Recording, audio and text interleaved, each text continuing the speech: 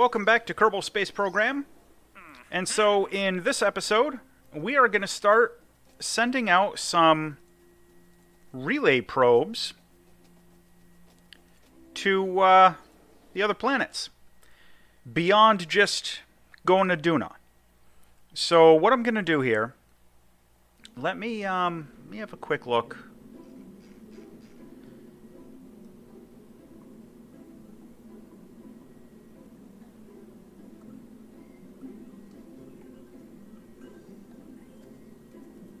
All right.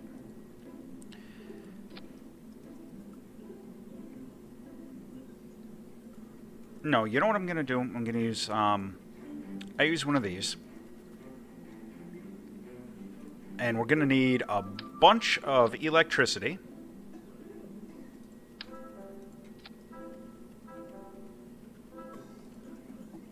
Oh, whoops. Yeah, I'm off to a great start.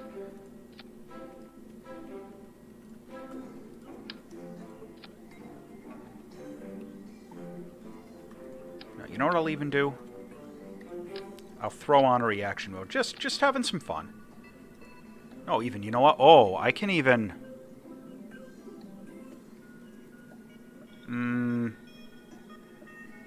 Yeah, this will be fine for right now. Okay.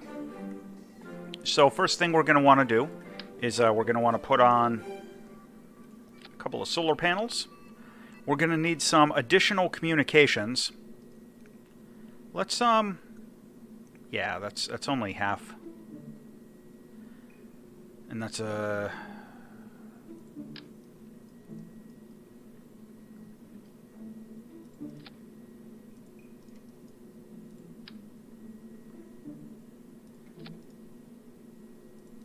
So that should, in theory, this should, theoretically,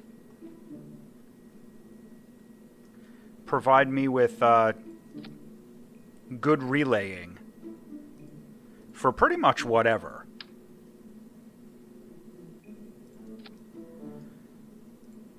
But for good measure,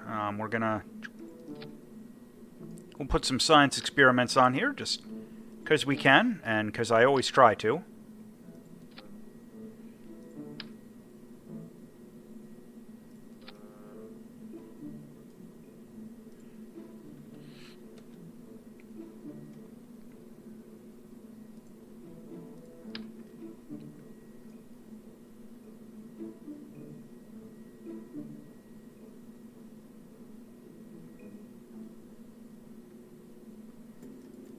There we go.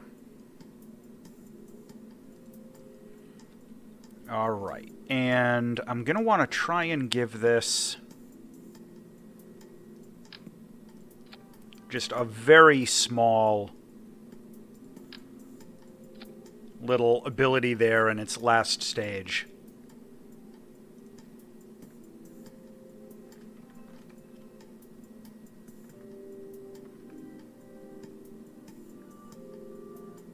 No, you know what? Let's call it Deep Space Relay 1. And we'll do the others like Deep Space Relay 2, 3, 4, whatever.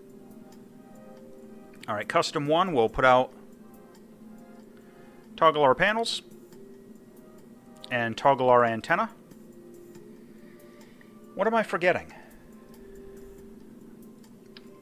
Not sure. I feel pretty confident, but we'll see.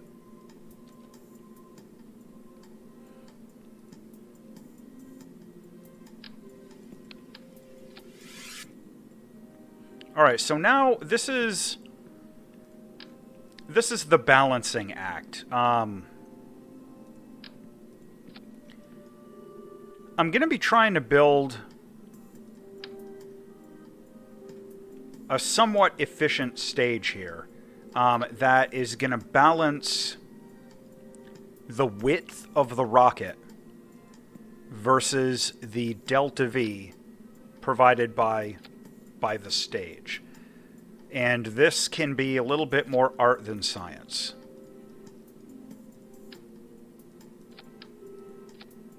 And I'm going to make some generous use of asparagus staging here.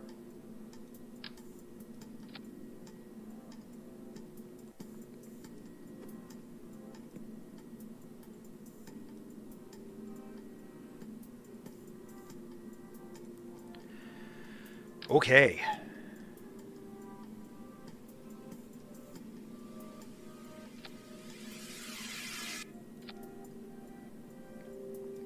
Good. That will work. Alright, so now we need some more of these.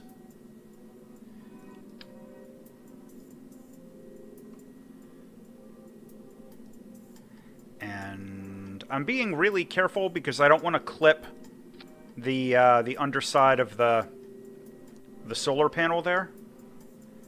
Is that is a genuinely tricky thing.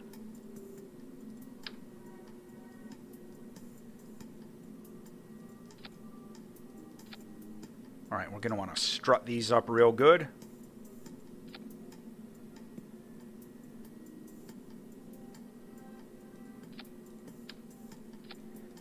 Okay.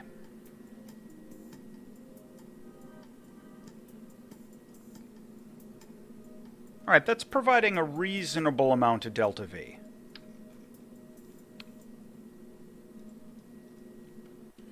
Alright, so now I need to get a good probe going here. Now, I don't want the shroud on this engine, because that would cause problems for detaching the shroud.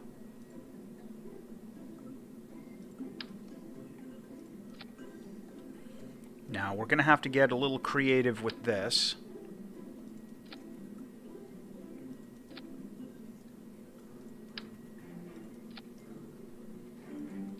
That'll do. Okay.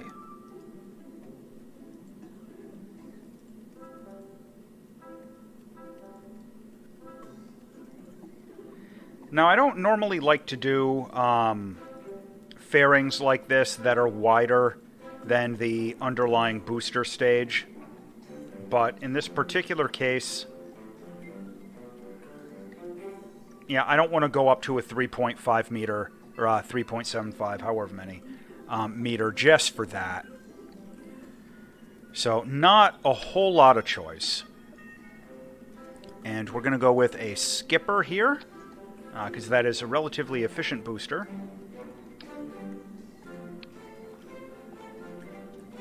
And this should be providing us with a really significant amount of delta V.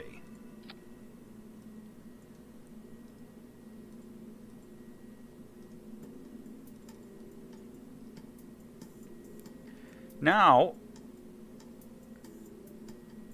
we're going to start cheesing a little bit. We're going to start using solid rocket boosters.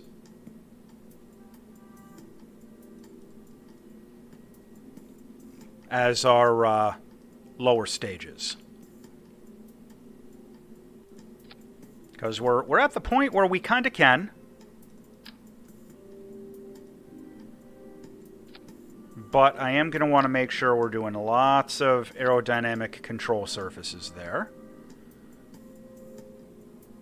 Alright, which one is these? Okay, that's not the one we want. What is it? The Thoroughbred or Pollux? That's the one we wanted. Alright. That looks good. Now again, just for some good measure. And don't worry, I'm going to strut all this pretty heavily in just a second.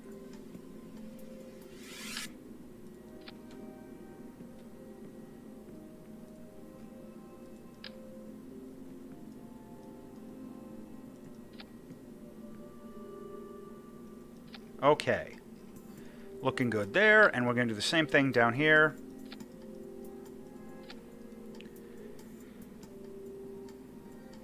That is a fair amount of delta V. That's also a pretty big and expensive mission, but you know, sometimes you gotta go big or go home. Oh, I am forgetting separatrons. Those are very important on this kind of a design.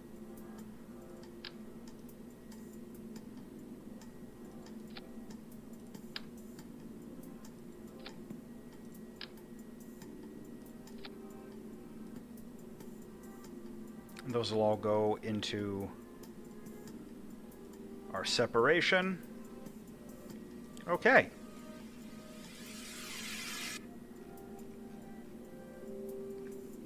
Alright, not bad. So let's launch this monstrosity and see what we get. There's a good chance that this is going to wobble pretty good on the way up. But we'll see.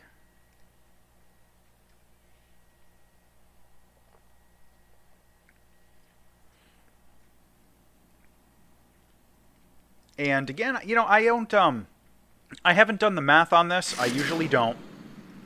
So we may find ourselves halfway to where we're going and not have enough Delta V to get there. That absolutely may happen.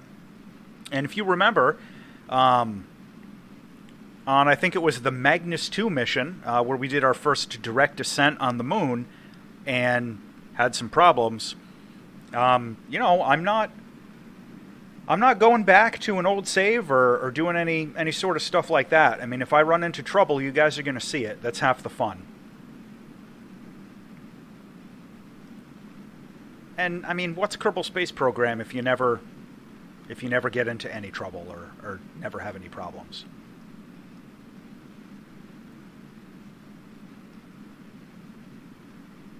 So we're already doing quite well with this booster, using the SRBs as the lower stage. It's proving to be pretty efficient.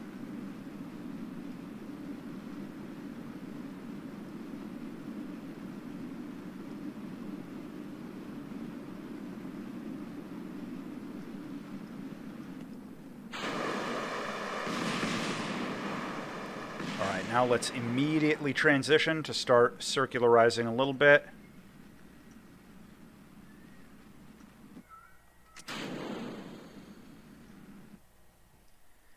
Wow, alright, that's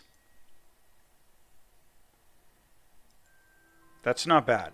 I mean, the ascent profile's terrible, but with solid rocket boosters that outburn your escape from the atmosphere, it can be a little difficult, and it's one of the reasons I don't like to use them too much.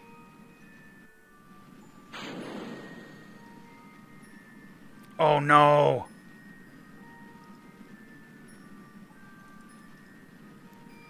I didn't even consider that.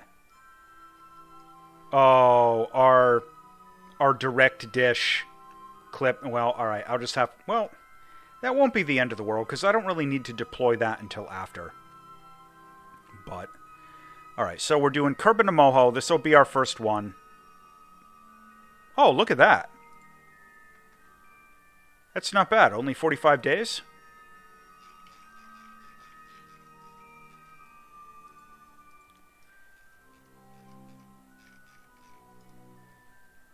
Alright, well, let's get a warp going.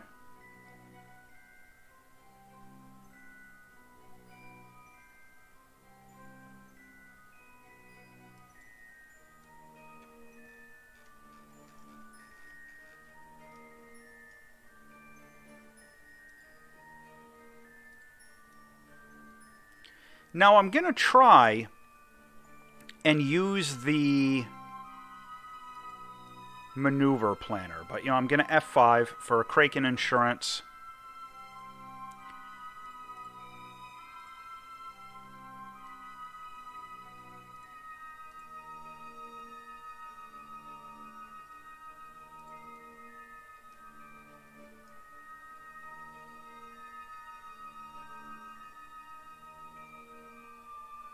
I don't like that.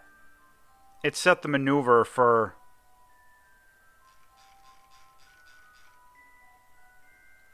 Yeah, that's like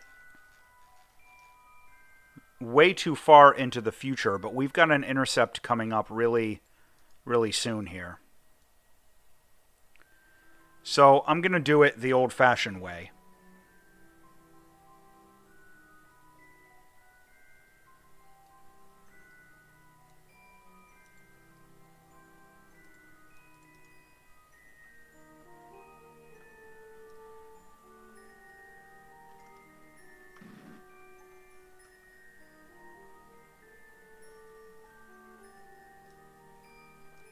All right, let me get up some speed here, and we'll get out of Kerbin.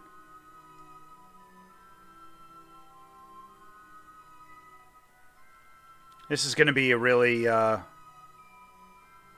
a really ghetto intercept that we're doing.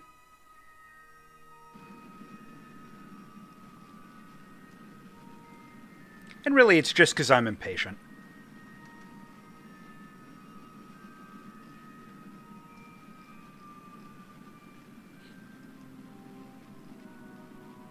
And I'm also, if I'm being honest, I'm also really hopeful and anxious to check out how much Delta V I can really get out of this design. Because if this does well and gets me to Moho with a fair amount of surplus Delta V, I will use this design to get other places. Alright.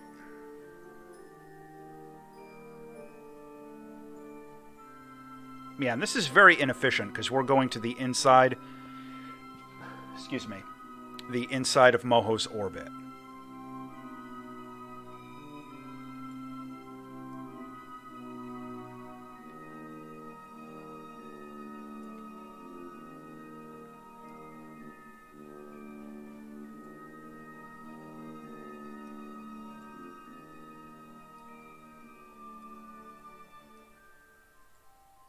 Alright. Definitely possible.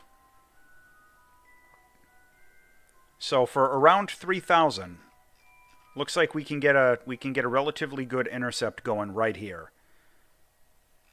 Although it's going to send us back through Kerbal, which is annoying. We'll just live with it. If I have to make some minor adjustments after we escape Kerbal, it's not the end of the world. Alright, so we'll burn through the rest of this stage, which is getting us inside the orbit of Eve. That's not bad for still basically on our second stage.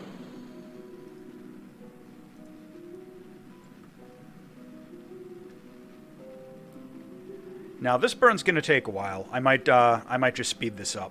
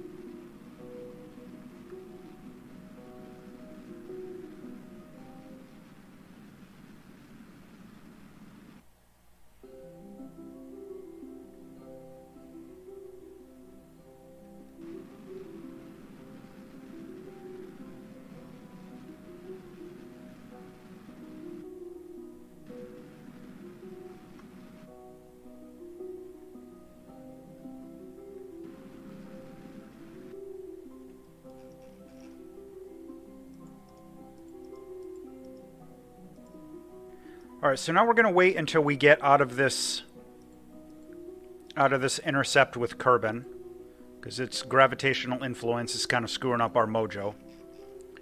Alright, so now we're going to fix our intercept with Moho, and let's see how we want to do that.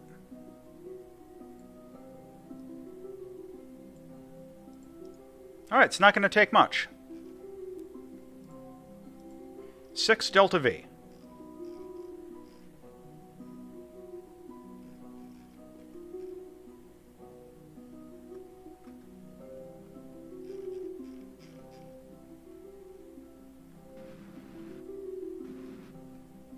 Look at that.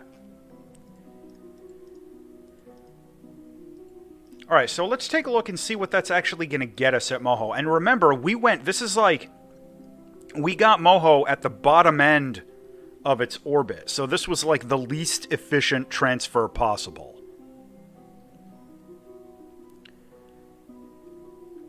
That's not bad. Well, let's warp over there. And we're still doing... Look at that. Oh, plenty of Delta V. Plenty of Delta V.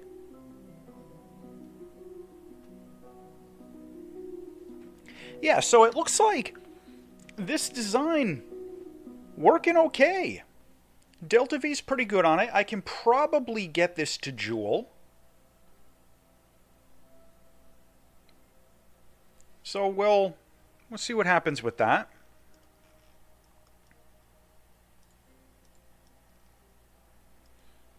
Now when I start doing like crew landings on some of Joule's moons and stuff, you're going to see some pretty crazy designs from me, but...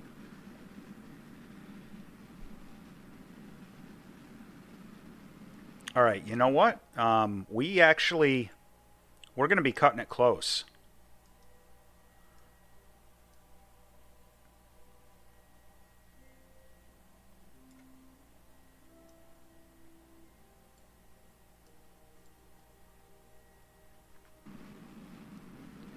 Alright, and the purpose of that is just to monitor our progress so that we can have this and this on the screen at the same time. And again, I will probably fast forward this just because it's going to be a super long burn. And all I'm really going to do is just transmit some of the science and wait for the progress bars to do their thing.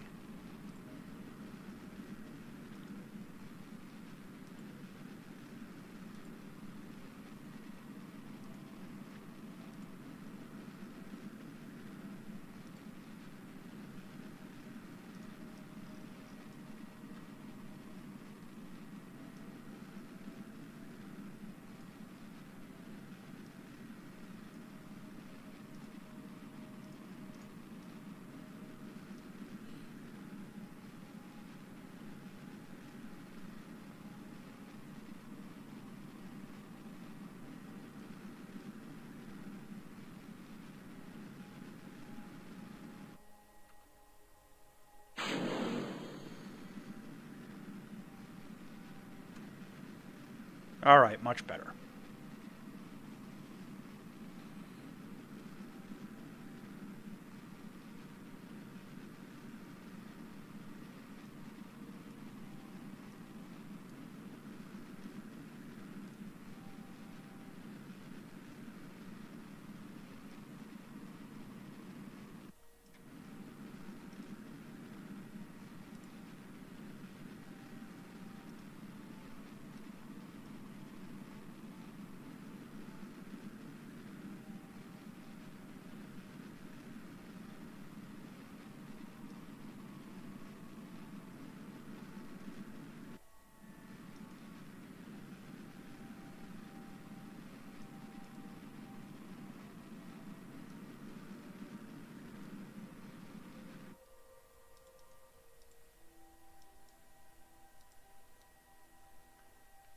Okay, orbit around Moho.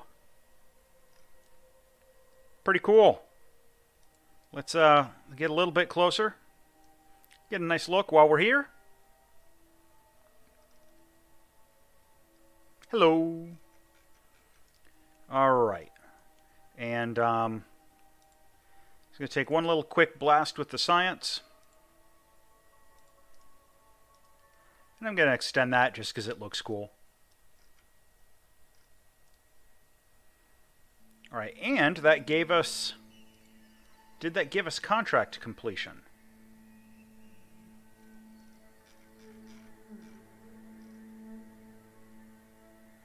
Oh, it wanted us... Oh no, a typo in the contract. The Moho one wants dress. Whoops. Pay no attention to the Man behind the curtain cheating out the... Oh, no, we did have... Huh. Alright, maybe I'm just a moron. There was a typo somewhere in that contract. Seems to have dress and moho backwards. But I'll fix it later. In any case, so we've got a relay probe out around moho. And do we have...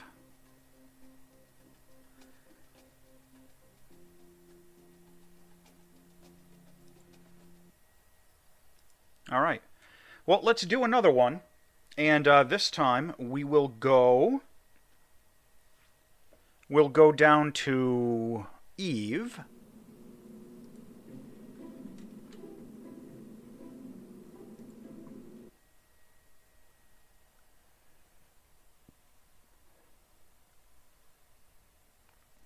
And we already know this design works pretty well, so that's good.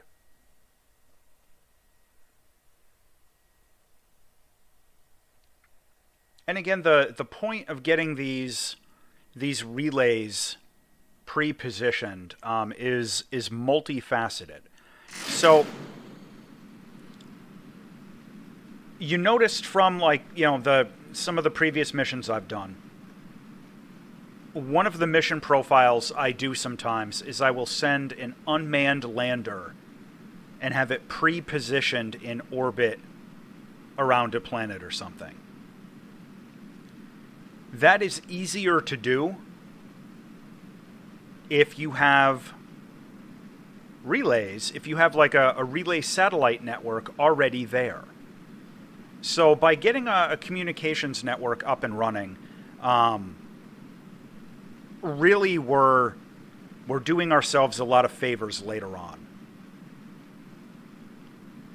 And we're making it so that, like, you know, when I send a pre-positioned lander, it doesn't need to have that huge comms dish stuck on it. I can get away with a smaller one, since we won't need, you know, really high range, since we're going to be relaying.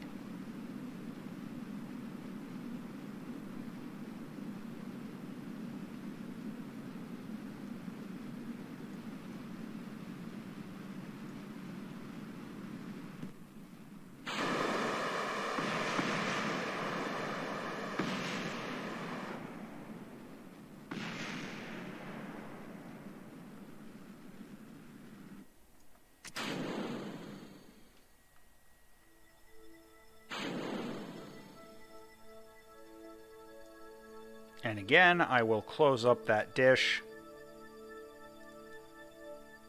Just because that particular one, it clips a little bit more than I wanted into those side tanks. So we're going to wait to deploy that until afterwards. Oh, and you know what? Did we...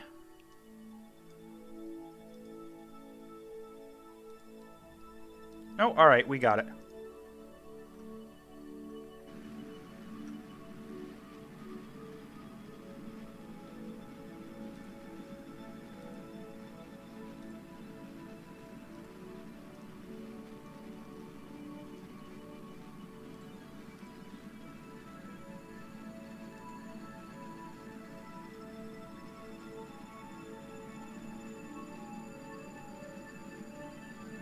Oh, crud. There we go. Sometimes the user interface will, like, lose focus in a strange way.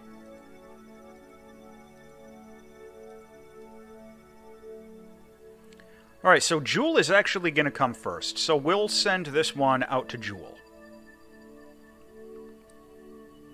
164 days, standing by.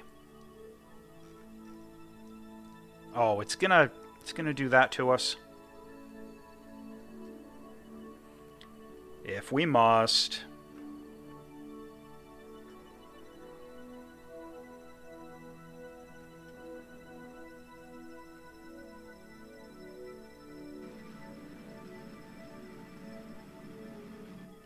All right.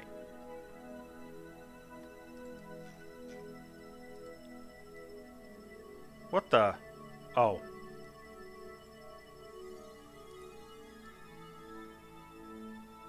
Oh, it's right. It set an alarm using the in-game Yeah, the built-in alarm system. Minor detail. Oh, look at our relay sat one there. Yeah, that's right. Gotta remember, that got flung out really far. Right, anyway.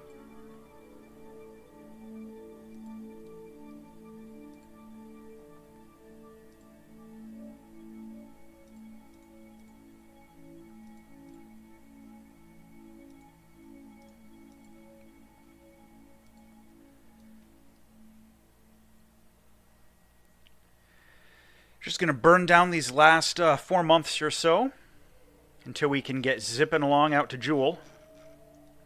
Get into a good position.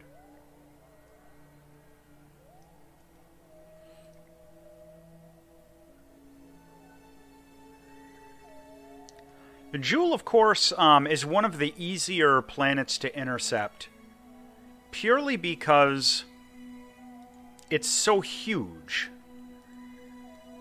And its sphere of influence is absolutely enormous. The gravitational influence of Jewel is just so big. It's really easy to intercept. You only need to get, into its general vicinity.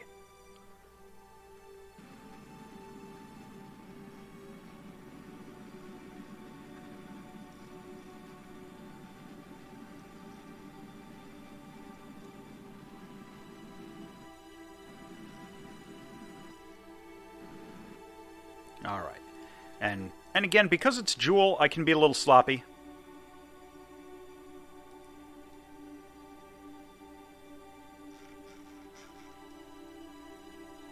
Oh, this is... We're gonna be intercepting Jewel at a very bad point, but it's fine. We'll just deal with it.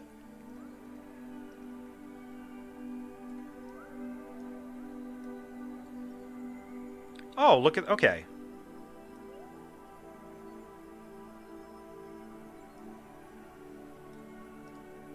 Alright, not bad.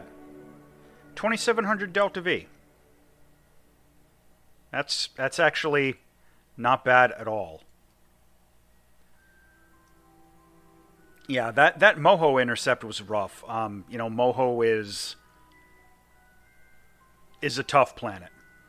With where its orbit is and how you're coming in at like super high velocity, you have an enormous amount of speed that you have to cancel out in order to get into orbit most of the time.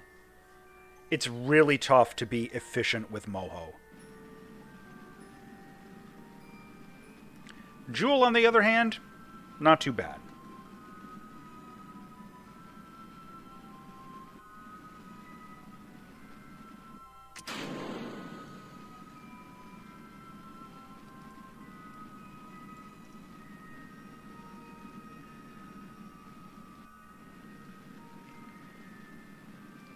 Alright. And my purpose here, being on this screen instead of out here, is literally just to have this visible at the same time as this. Same as we did for Moho. I'm just monitoring the fuel usage in those side tanks.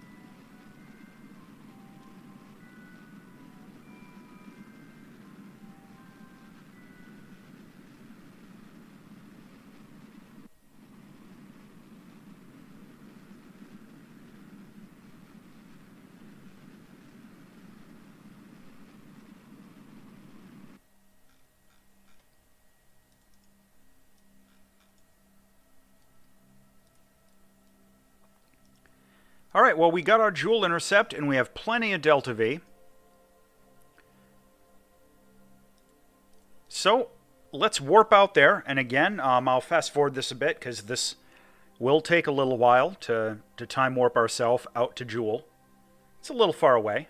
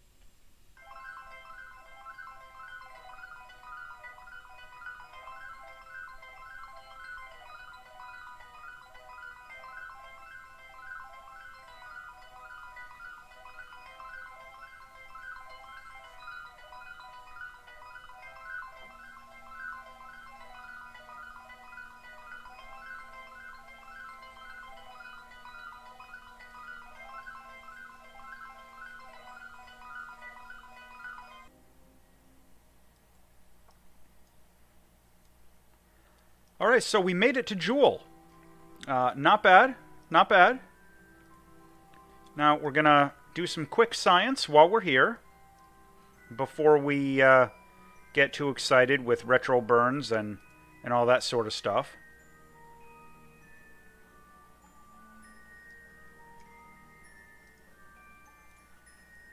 Because, of course, we're getting some pretty decent science. Just out of, being on a flyby here.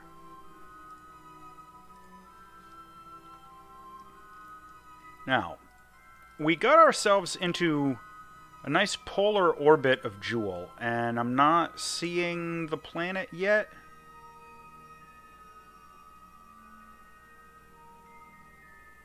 I don't think.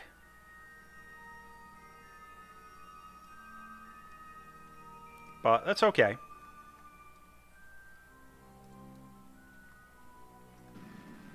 Alright, so we're going to do a deceleration burn. And again, I'm in this view just to, excuse me, just to monitor our fuel usage on these asparagus tanks. Now you're going to see when we got into Joule, our velocity, was significantly less than when we got into Moho. So we had a lot less Delta V to get rid of.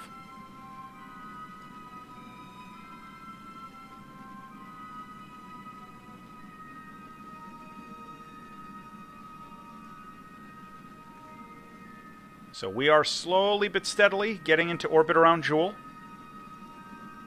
And we're going to F5 for a Kraken insurance before we drop these asparagus tanks.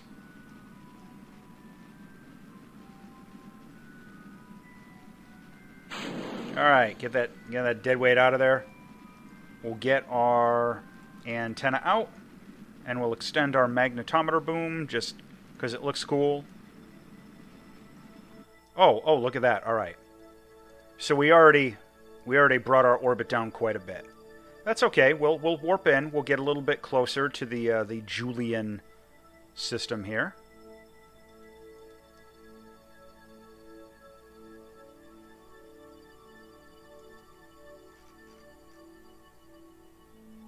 Hey, look at that. We're actually bouncing off of Relay Sat 1. Yeah, going through Relay Sat 1 and back to Duna. See, this is why we set up this relay network, so that we don't lose control.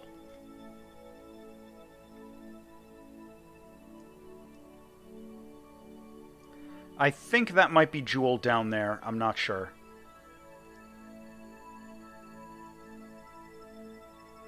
Oh, nope, there it is.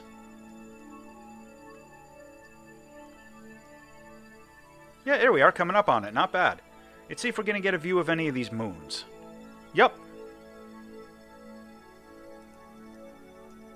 Cool. All right, let's slow down a bit and bring our orbit in.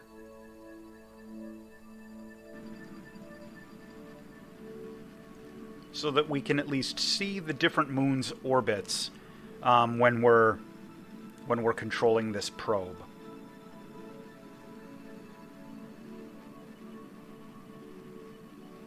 And the idea, of course, is just going to be, you know, having this relay probe pre-positioned. Well, you know what I might even do?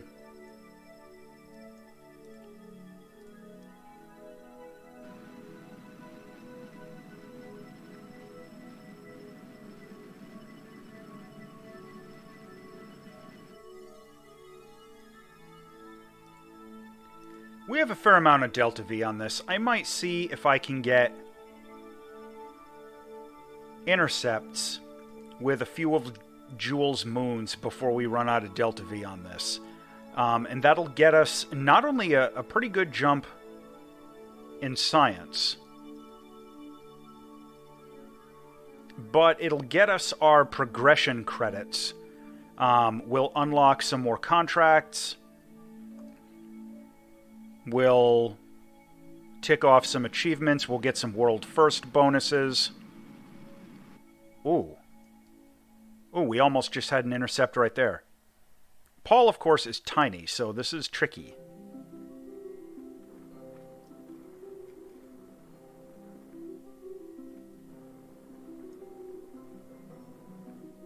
Oh, excellent. Very convenient. I expected that to take a lot longer to set up.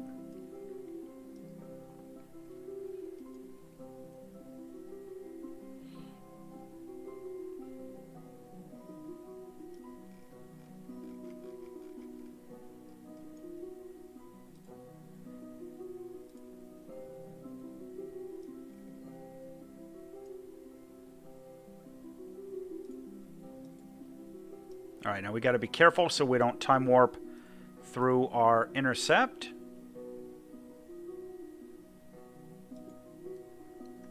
Oh, that's actually a lot of delta V.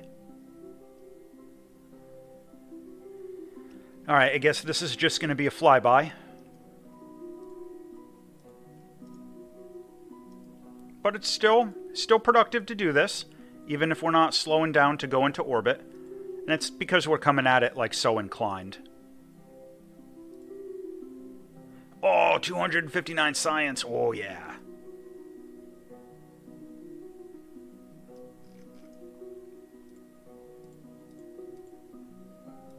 Okay. Now let's set Bop as our next target. And maybe we can do a repeat of the same kind of thing out of this really screwed up polar orbit of Joule.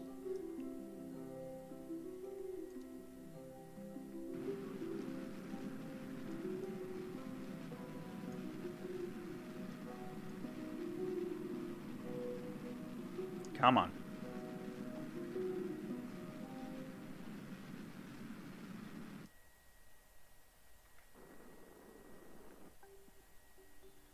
Okay, that's actually got potential. I'm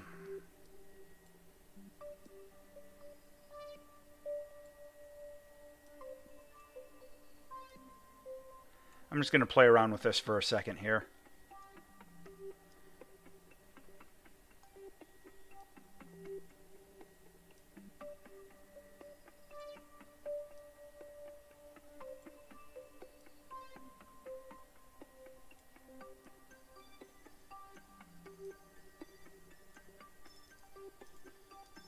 Yeah, not so much, but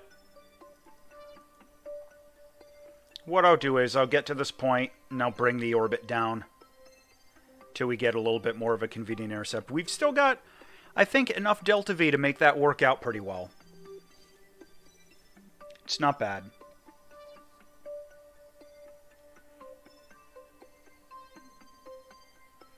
And at this point, we should have enough science saved up to unlock the radioisotope thermoelectric generator, which is an extremely important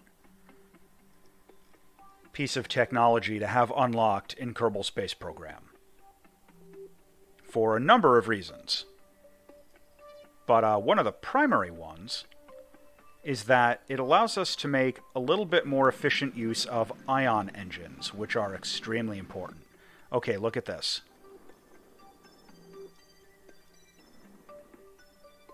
Ooh, almost had that intercept.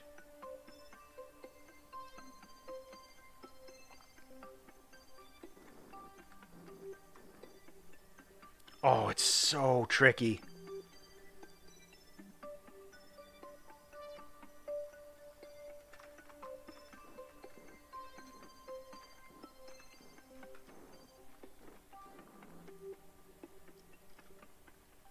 You know what? Let me try and...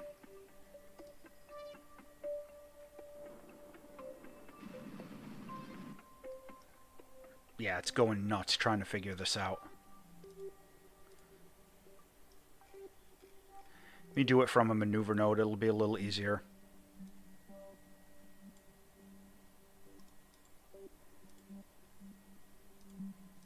All right. 0.4 meters per second is what we need to adjust by.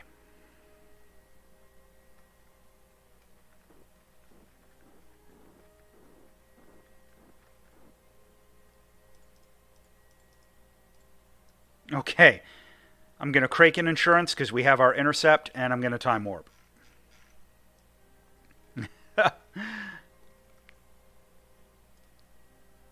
Crazy, but it's working.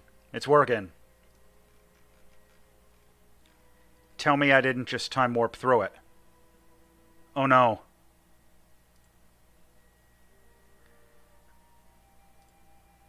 Did I? I hope not.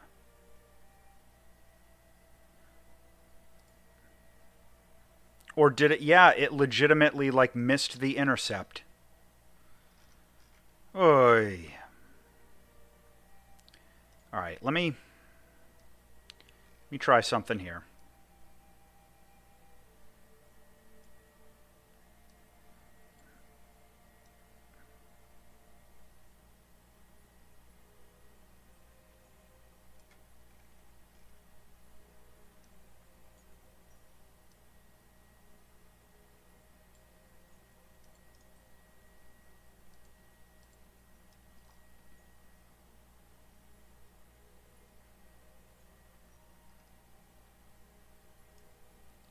Yeah, bop can be really tricky to do intercepts with, because, you know, its sphere of influence is so small. It can be mildly annoying. Just wait till I go land on Gilly.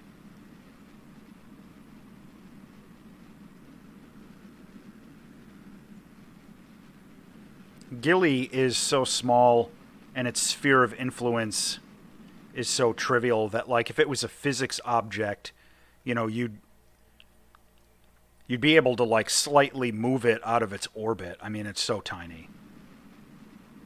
But all right.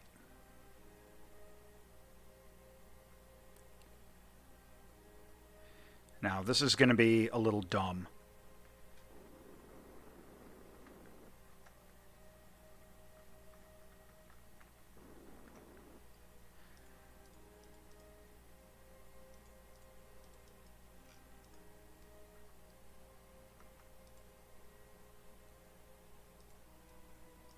All right, and again, we've got an intercept planned.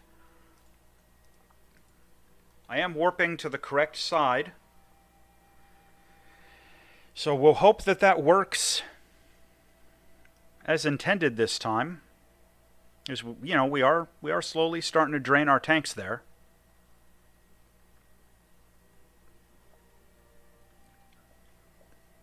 And I would like to try at least for a flyby of Tilo.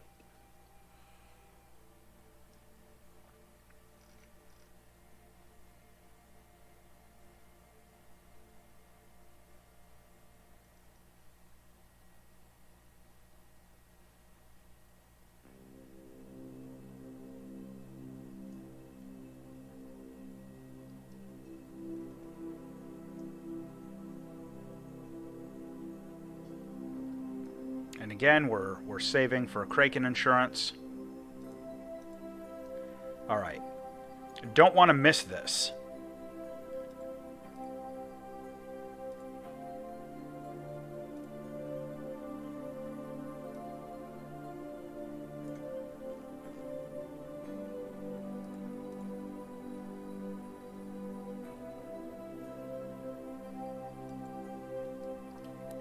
Okay, yeah, we're moving quick, and that's small, so we've got to act fast.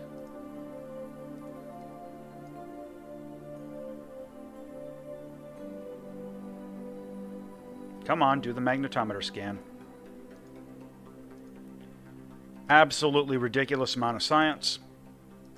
And again, you know, you're seeing here how much science I'm getting from just casually flying by, you know, one of Jules' moons with these repeatable experiments. That's why when I you know, run my fully custom modded career progression, that's why I really jack up the amount of science needed to finish out the tech tree. Kind of makes it so you actually have to do some of these later missions, so that, you know, it wouldn't be wasted science points that I'm getting, you know, by doing some of this, because I'm pretty close to ending the tech tree.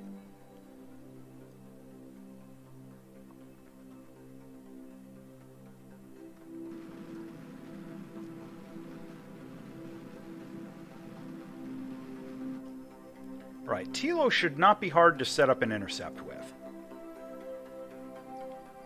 because Tilo's the largest moon in the solar system. It's big and chonky. Off the top of my head, I think it's like roughly the size of Dress, maybe? I mean, it's big. And it's got a pretty respectable sphere of influence.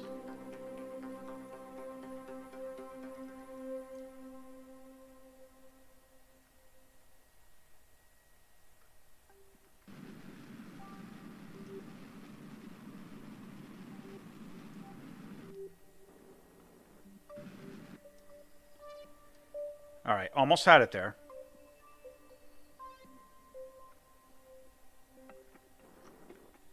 Okay. Oh, and that's going to shoot me into this really long orbit. Interesting, we're going to get a gravity assist out of that.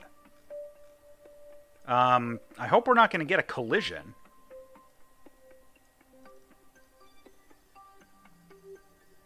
Alright, I guess we'll find out, but we'll warp around one more orbit here.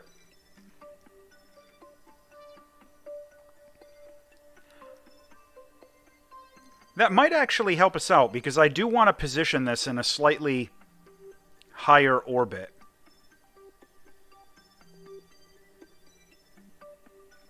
But we'll see what we get.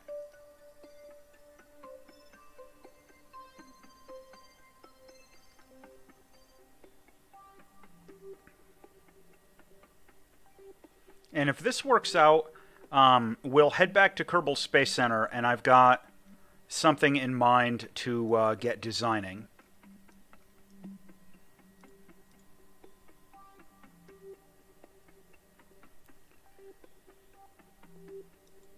Okay, we got into a Tilo flyby. Good stuff. And where is Tilo? There it is, directly above us. Okay. Right, well, let's grab some quick psi.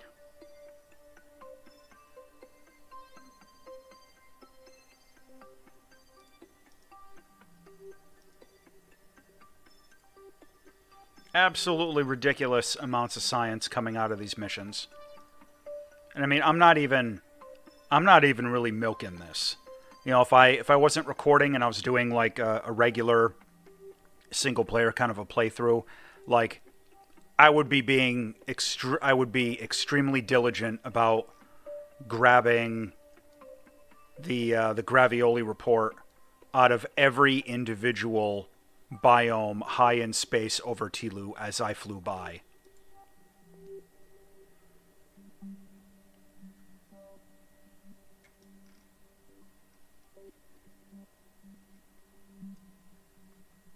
That was good, though. That's roughly the kind of distance I wanted to be at.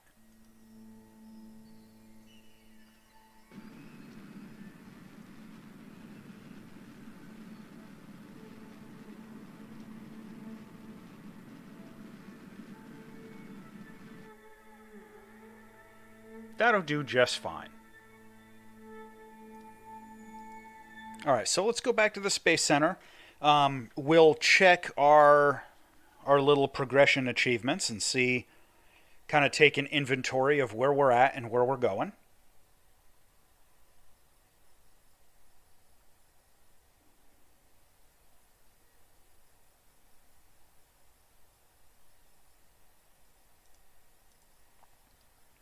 Oh, look at that. Beautiful.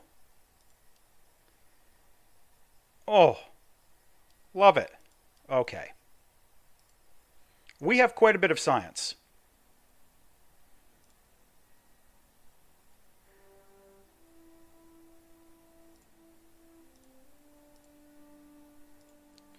We collected quite a bit of science, and we have now maxed the tech tree.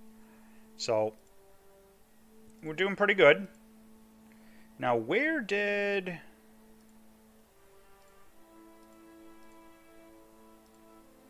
There it was. Alright. Did we already have that? We might have. Why didn't I see it when I was going through... and looking at stuff? Interesting.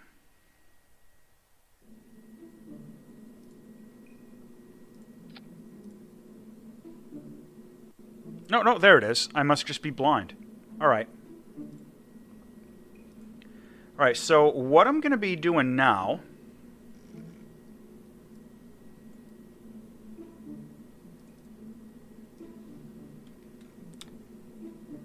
we are going to use our Zenithar mission as the basis of some future interplanetary goodies. So let me see if I can get... there's got to be one of these that's the right size. No, you know what? I might have to... I hate to use a tank for this, but I might not have any choice for what I'm doing. No, you know what I can use? I can use an engine plate. Kind of ghetto, but it'll do for this.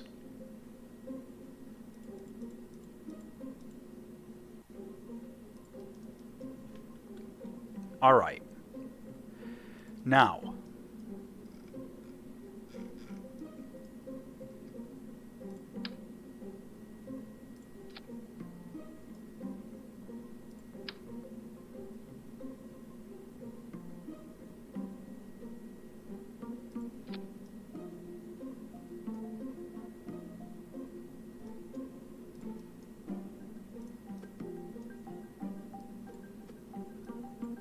oh, come on.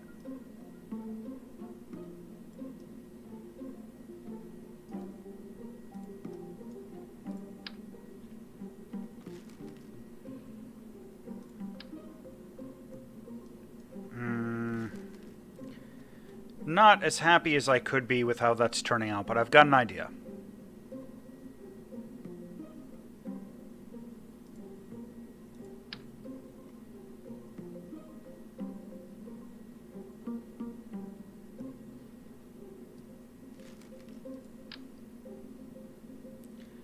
Now, it can be a little tricky to set up what I'm trying to do here.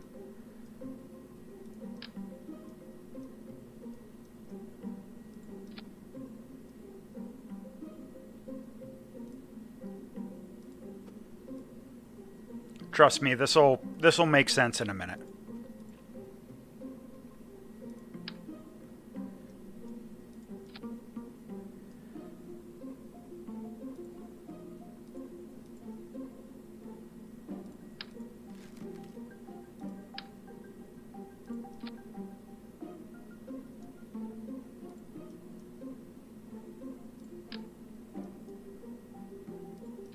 There we go.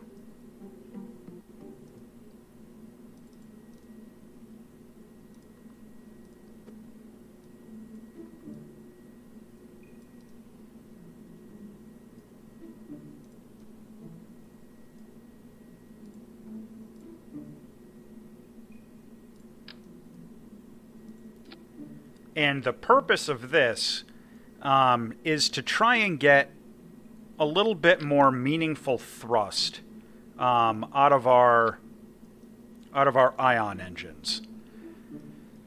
Because while they are incredibly efficient, they are not incredibly strong. All right. Oh, look at the cost. Oh. All right, we're going to call this the Zenithar X, but you know what?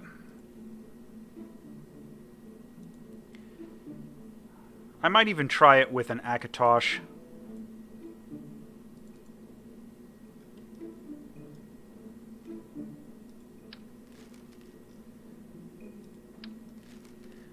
Because with the Akatosh, at least I can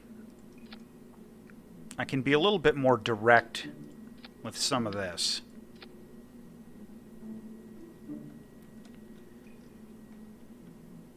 Now, the ion engine stuff, I mean, it is extremely expensive.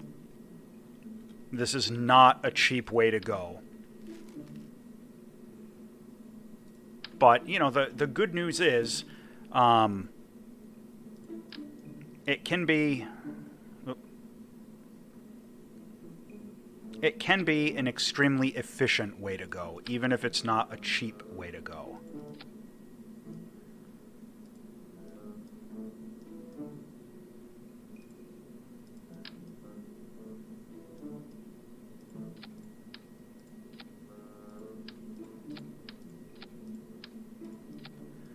All right.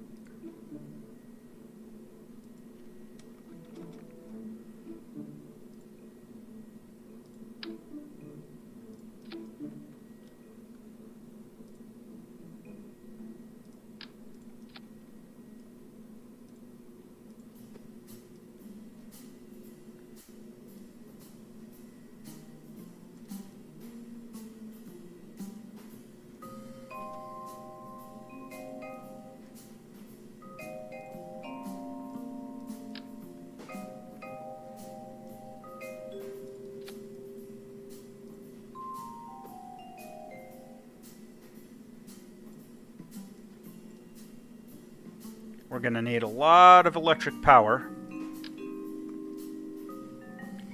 Did I mention we're going to need a lot of electric power?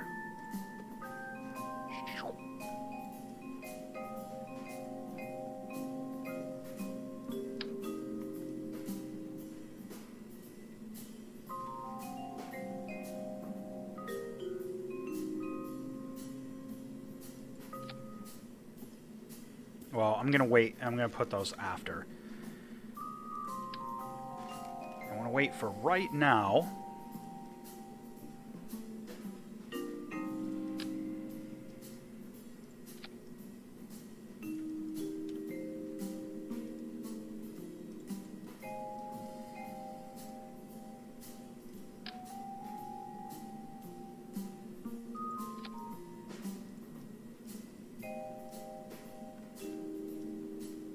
Alright, that's...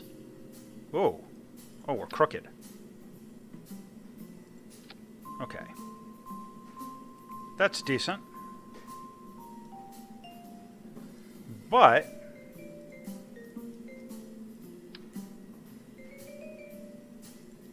There we go. That looks a little better.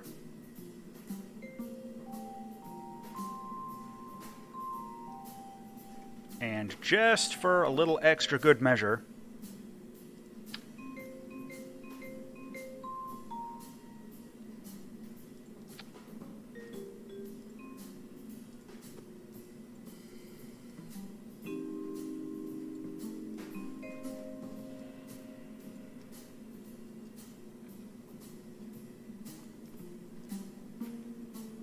Now we're ready for the RTGs.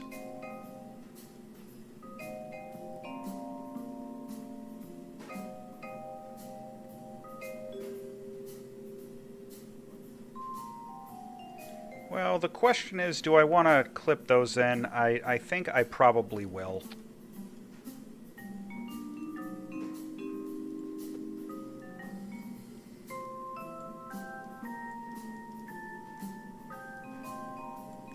Alright.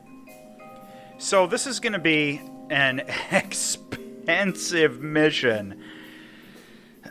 But take a look right here where I've got the mouse cursor down at the bottom. This, on its own, has 8,400 Delta V. So, yep, this will get us where we need to go and back. Without a whole lot of fussing around. Now, the catch, of course, is that there's no useful payload on this of any kind. But that's okay for kind of what we're doing here.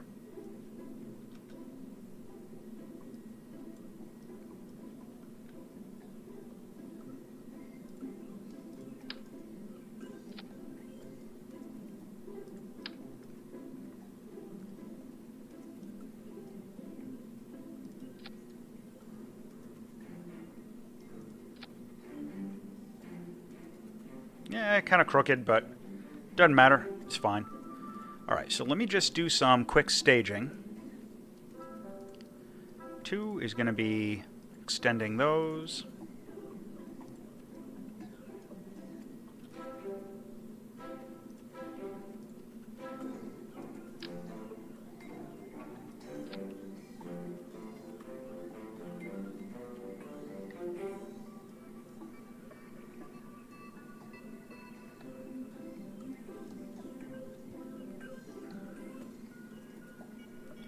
And what I'm thinking, I don't remember if these are going to generate too much heat over time, but... Well, I don't know, let me check the weight on those. How much do they weigh again? Alright, 0.01. That's not too bad. So I'll stick a couple radiators on our probe. And just to make sure we're not... Yeah, oh yeah, we're totally good there. Alright, so Action Group 3 will be activating our radiator, and we'll just leave those on.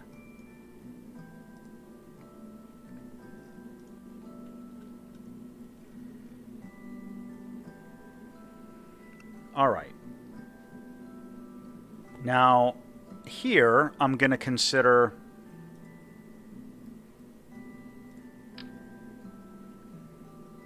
if I want to start, doing this kind of thing.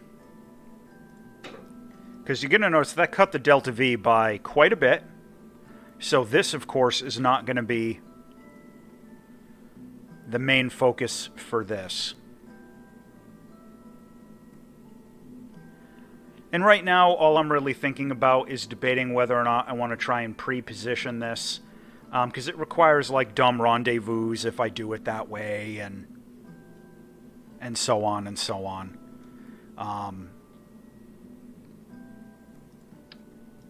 Or if I just want to send this on a one-way trip.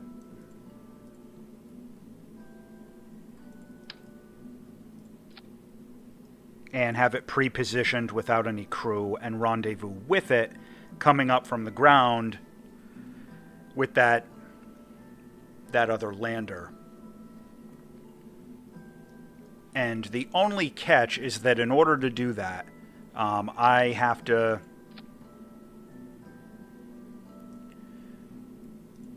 do this. It's not really a problem.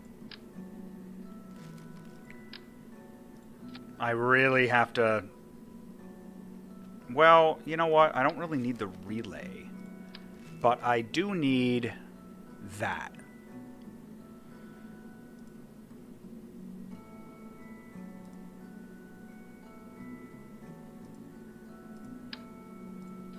And I'm not going to be foolish enough to block off the docking port.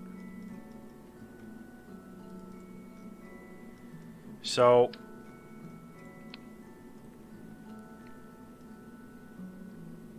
all right, that'll work. So I think what I'm going to do is I'm going to pre-position this in orbit around another planet. For example, Dress. Get it into like a low orbit and use a lander on a one-way trip to, you know, get my crew down, plant the flag, and all that good stuff.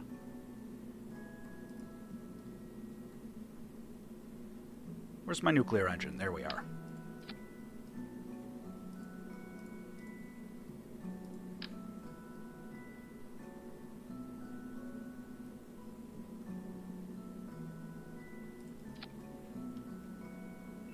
And we're going to do a similar thing like we did with those probes, where we're going to asparagus this.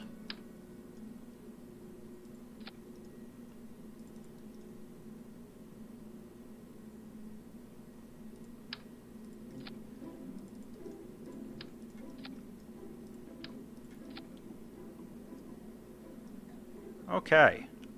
Yeah, that's about as far up as I'm going to go, because I don't want to interfere with the solar panels up there. However, I do want to strut these guys like there's no tomorrow.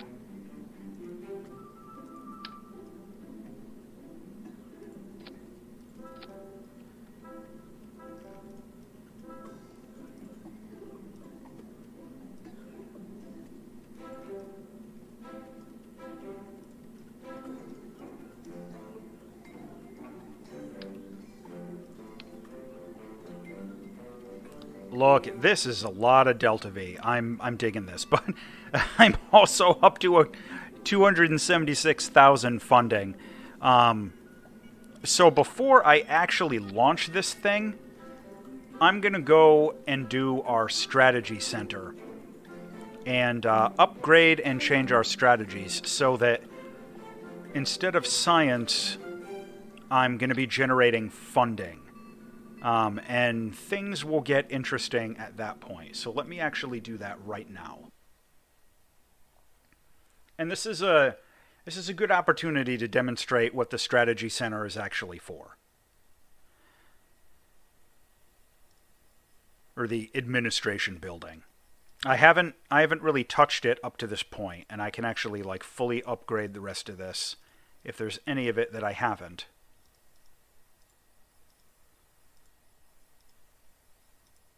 All right, so we'll go into administration, and takes 5% of reputation. Not what I wanted.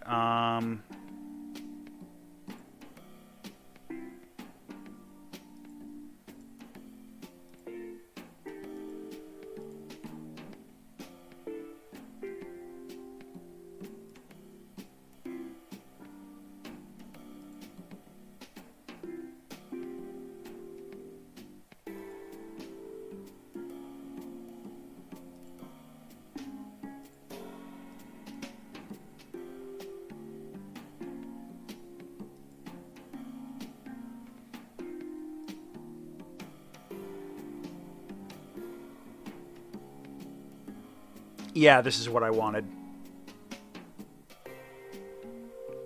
So, take a look at what we're doing here. We're taking 5%, and we can actually change that.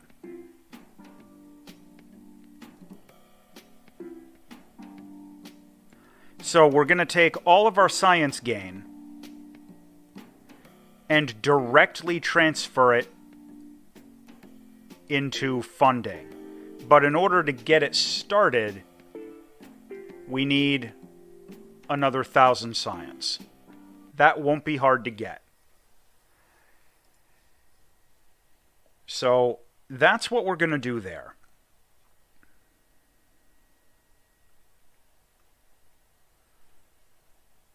Now, as a proof of concept, like I said, I'm just going to, for now, I'm just going to get this up into orbit and see how things look.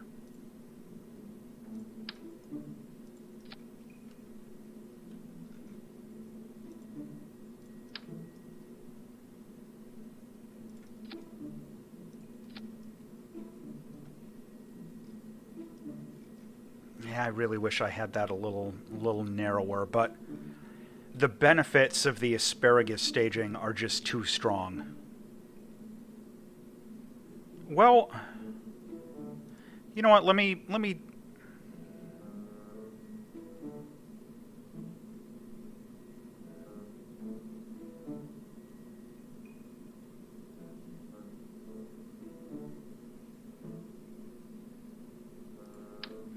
Yeah, see, it's tempting, but it's only double, and it's far less efficient. This is the way. All right.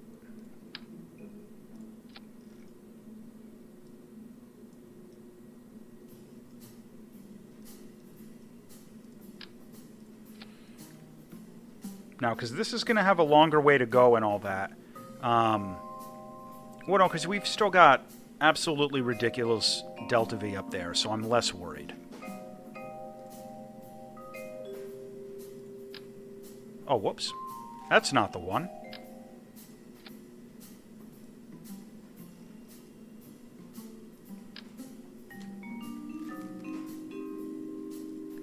So by doing it this way, even though we're doing a higher number of launches,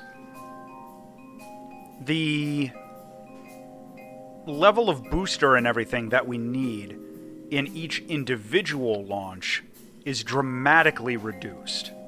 You know, because, like, if I was going to be launching, and, you know, there are tons of videos of people doing this kind of stuff on YouTube.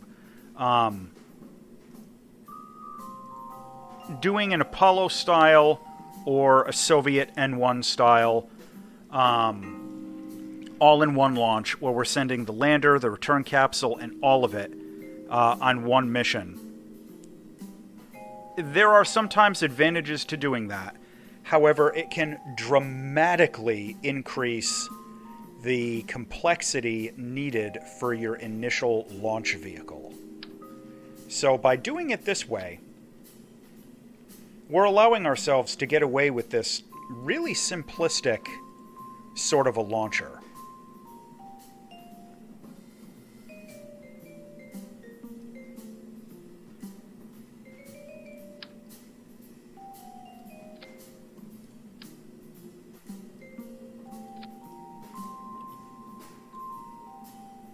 We're going to try one of these. See how this one works instead. I'm expecting it's going to be roughly equivalent, but we'll see. I don't know, maybe we'll get surprised and it'll be a little spicy.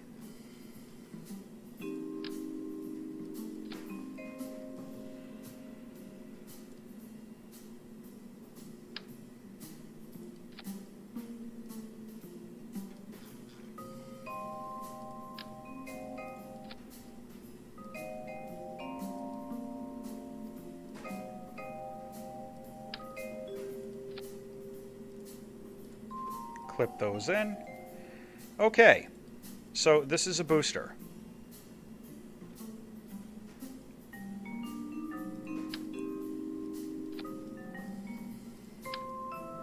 Well, let me rephrase that. After we strut this a little bit more, this will be a booster.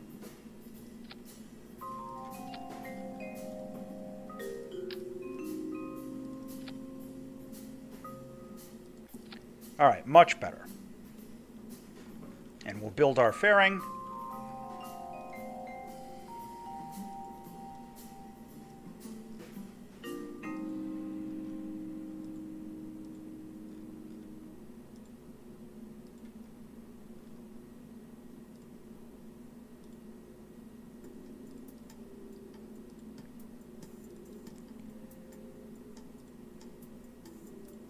And we are going to send this up with no crew, because we can.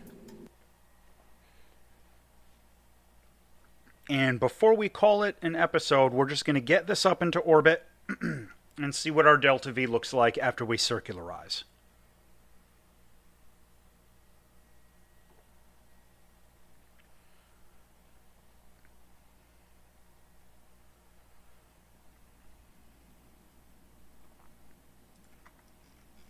Kraken Insurance.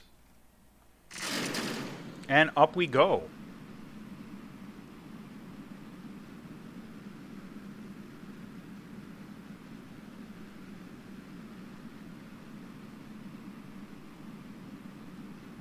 Yeah, the ion engines, I think they don't really get enough attention. They don't get enough love because they're tedious to use. Because the thrust is so low. Like doing a transfer burn out to, one of the outer planets with those couple of ion engines. I mean, when it gets to that point, I'm definitely gonna be editing that out of the video or fast forwarding it up or something, because each burn is gonna be, I don't know, 15-20 minutes. I mean, it's gonna take quite a while because the thrust is so low. But they're so efficient. You get so much more thrust per gram, per kilogram of xenon fuel. And because it's a mono reactive fuel there, it's electrically powered instead of needing an oxidizer. Yeah, it's good stuff. Okay, and we are already getting a really serious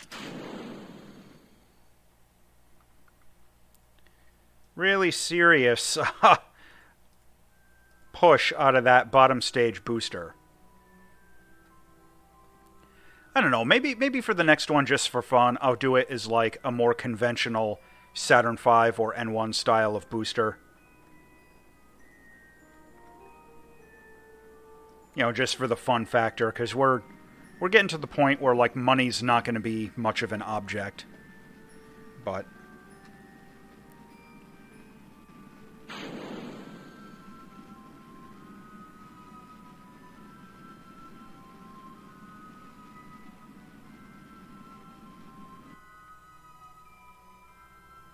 alright, what is it? Is it 2? Yes, and 3 turns on the radiators. Okay.